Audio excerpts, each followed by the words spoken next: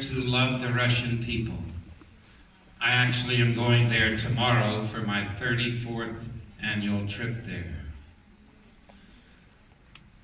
24 years ago there, we were so unhappy with the way orphans were taken care of that we started to take care of our own orphans and have over 400 in Moscow. Then we said, what the hell, let's take clowns into war. I think you saw some of clowning in Kabul, right? So, when we invaded Afghanistan, I wanted to invade with love. So I got clowns from all 6 continents and tons of aid, mostly food and medicine. And we went there for a month. And we really saw a need for food and medicine, so we went back in 2 months with 30 tons of food and medicine. And since then, refugee camps, disasters. We were in Sri Lanka right after the tsunami, Haiti right after the earthquake. That we take love to suffering, and anyone can come. Any of you could come. Most of the people who've come on clown trips have never clowned. I've taken ages 3 to 88. Only 6 people didn't work out. 4 for alcohol and 2 because they were frisky to women. And we sent them home. There are no bad clowns. What's interesting about clowning is you can stand there going, oh my God, I'm no good, I can't clown, I don't know anything. And that's a character.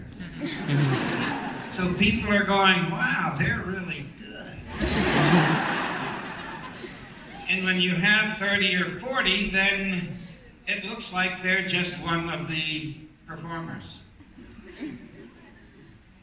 So if you want to come, you can go to our website, patchadams.org. Hear me, I've never been to our website. I don't know how to get to a website. I am bragging. If you go there, and I'm telling you things I'm told to tell you, which is sign up for our e-newsletter. It'll tell you when our clown trips are, how much they are. Each one pays their own way. What's interesting is my partner Susan, the greatest thing that's happened in my life, somebody looked at all 3.5 billion women and gave me the person for me. And she is an activist, crazy lady, and has a school for nonviolent revolution called the School for Designing a Society. So in our getting together, she's organized 3 of our annual clown trips, clowning in the morning, teaching activism in the afternoon and evening. And those are to Mexico, and Ecuador and Costa Rica. I estimate I've clowned at 10,000 deathbeds. Usually when I go to a hospital, I say, please take me to who is suffering the most. Not because I think I can do something, but because I'm comfortable. And I have a lot of experience. So, what's in it for me? Well, number 1 on my list is I love people. Why the hell would I answer all those letters if I loved people? I love them. I want to live with my patients. I don't want them to visit when they're sick. I want them to come and stay with me, and let's do something. I was taught to love people by my mother, and she was a very good lover of people. I'm going to say here, another thing I love about care is it's a chance to be creative.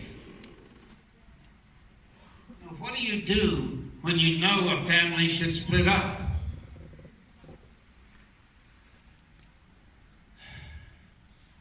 You know, what do I do for that girl who writes that her father rapes her twice a month? that you have, okay, the biggest chance to be creative is, let me tell you, I have 2,000 books on climate change. If we don't change, we will be extinct in 100 years. There's no medical treatment for extinction. It means no more humans. And a lot of the other higher life forms will also disappear. So your grandchildren, it's unlikely, will see an elephant or a lion or a giraffe or a rhinoceros or a hippopotamus. Mosquitoes, no problem. So I personally think in my study of nature, and I have a huge library on it and talk to a lot of people, is we have about 20 years to save ourselves. Nothing is a close second to that need.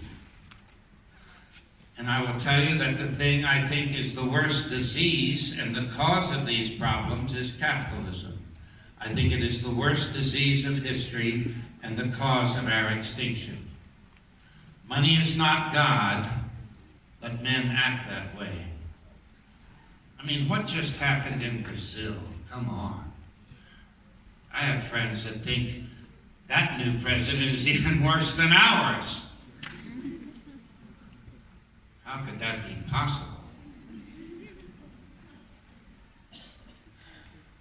So it's a chance to be creative. That if you don't want to give psychiatric medication or diagnoses, what are you going to give? You know, when I was introduced to acupuncture, I found at this point right here. Can you hear me? Yes. Right. Good. This point right here, over 40 years, has stopped 80% of the headaches. So if I'm in a cafe and the guy says, I say, how's it going? They say, oh, I got a bitchin' headache. I say, let me hold your name. 80%. And what about homeopathy, where less is more? The weaker the homeopathic remedy, the stronger it is. Explain that one, science. Oh. When I was in medical school, the treatment, if you threw out your back, you're a construction worker and your back is thrown out, was 3 months of bed rest. Quackery. When I found out that a chiropractor, in many cases, one adjustment would get them back to work. But the professors would deny it, of course. Because when medicine's a business, you want them to come to you whether you're good for them or not.